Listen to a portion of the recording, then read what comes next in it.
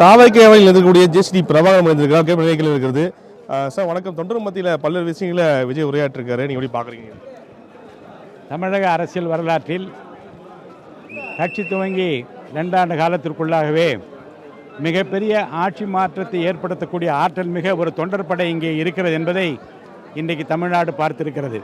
தன்னுடைய எழுச்சிமிகு உரையால், ஆழமான உரையால் எதிர்காலத்தில் என்ன நடக்கப் போகிறது, தான் என்ன செய்ய போகிறோம் என்பதை மிக தெளிவாக எங்கள் தலைவர் சொன்ன பிறகு தமிழ்நாடு அதிசயத்தில் ஆழ்ந்திருக்கிறது. வியப்பாறை விழிகளை உயர்த்தி இப்படிப்பட்ட ஒரு தலைவரைத்தான் தேடிக்கொண்டிருந்தோம்.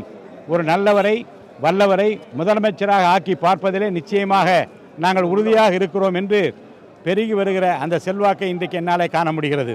சார், இப்போ பல்வேறு நெருக்கடியில் மத்திய அரசு கொடுக்குதுன்னு சொல்கிறாங்க. இது வரைக்கும் மத்திய அரசு விமர்சனம் செய்யவே இல்லையா?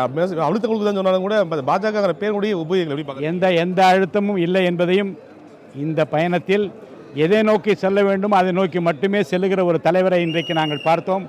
அவருடைய ஒரே இலக்கு தீய சக்தி திமுகவை அகற்றிவிட்டு தூய ஒரு ஆட்சியை தர வேண்டும் என்பதில் எத்துணை அக்கறையாக இருக்கிறார் என்பதை அவருடைய பேச்சு தெளிவாக காட்டியிருக்கிறது.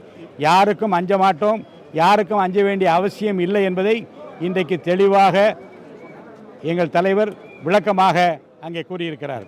இப்போ ஆளுங்கட்சி விமர்சனம் வைக்கிற மாதிரி மத்திய அரசை விமர்சனமே பண்ண மாட்டாரு. அதே போல தான் இன்றைக்கி விஜயோட பேச்சு இருந்ததா ஒரு குற்றச்சாட்டுக்கு புலி வேட்டைக்கு புறப்பட்டிருக்கிறவர் இடறி வருகிற எரிகளை பற்றி கவலைப்பட தேவையில்லை. அவரை பொறுத்த வரைக்கும் அவருடைய லட்சிய பயணத்தில் திராவிட முன்னேற்ற கழக ஆட்சி அகற்றிவிட்டு யாரை வீட்டுக்கு அனுப்ப வேண்டுமோ அவரை வீட்டுக்கு அனுப்பி கோட்டையிலே கோலோச்சுகிற ஒரு கோமானாக தான் மாற வேண்டும் என்பதில் எவ்வளவு உறுதியாக இருக்கிறார் என்பதை, அதற்கு உறுதுணையாக இயக்க தொண்டர்கள் எப்படி இருக்கின்றார் என்பதையும் இந்த எழுச்சிமிகு கூட்டம் காட்டிக் கொண்டிருக்கிறது. தாவகையில் இருக்கக்கூடிய ஜெஸ்டி பிரபாகரன் வந்திருக்காங்க இருக்கிறது. சார் வணக்கம். தொண்டர் மத்தியில் பல்வேறு விஷயங்களை விஜய் உரையாற்றிருக்காரு, நீங்கள் எப்படி பார்க்குறீங்க? தமிழக அரசியல் வரலாற்றில் கட்சி துவங்கி 2 ஆண்டு காலத்திற்குள்ளாகவே மிகப்பெரிய ஆட்சி மாற்றத்தை ஏற்படுத்தக்கூடிய ஆற்றல் மிக ஒரு தொண்டர் படை இங்கே இருக்கிறது என்பதை இன்றைக்கு தமிழ்நாடு பார்த்திருக்கிறது. தன்னுடைய எழுச்சிமிகு உரையால், ஆழமான உரையால் எதிர்காலத்தில் என்ன நடக்கப் போகிறது, தான் என்ன செய்ய போகிறோம் என்பதை மிக தெளிவாக எங்கள் தலைவர் சொன்ன பிறகு தமிழ்நாடு அதிசயத்தில் ஆழ்ந்திருக்கிறது. வியப்பாறை விழிகளை உயர்த்தி இப்படிப்பட்ட ஒரு தலைவரைத்தான் தேடிக்கொண்டிருந்தோம்.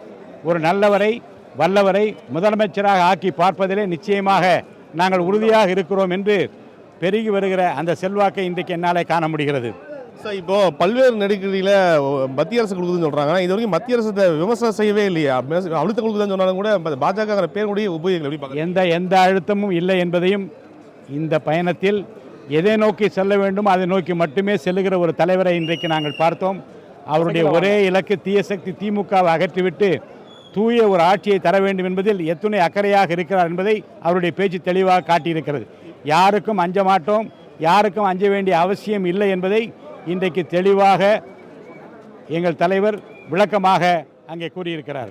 இப்போ ஆளுங்கட்சி விமர்சனம் வைக்கிற மாதிரி மத்திய அரசை விமர்சனமே பண்ண மாட்டாரு. அதே போல தான் இன்றைக்கி விஜயோட பேச்சு இருந்ததா ஒரு குற்றச்சாட்டுக்கு புலி வேட்டைக்கு புறப்பட்டிருக்கிறவர் இடறி வருகிற எரிகளை பற்றி கவலைப்பட தேவையில்லை. அவரை பொறுத்த வரைக்கும் அவருடைய லட்சிய பயணத்தில் திராவிட முன்னேற்ற கழக ஆட்சி அகற்றிவிட்டு யாரை வீட்டுக்கு அனுப்ப வேண்டுமோ அவரை வீட்டுக்கு அனுப்பி கோட்டையிலே கோலோச்சுகிற ஒரு கோமானாக தான் மாற வேண்டும் என்பதில் எவ்வளவு உறுதியாக இருக்கிறார் என்பதை, அதற்கு உறுதுணையாக இயக்க தொண்டர்கள் எப்படி இருக்கின்றார் என்பதையும் இந்த எழுச்சிமிகு கூட்டம் காட்டிக் கொண்டிருக்கிறது.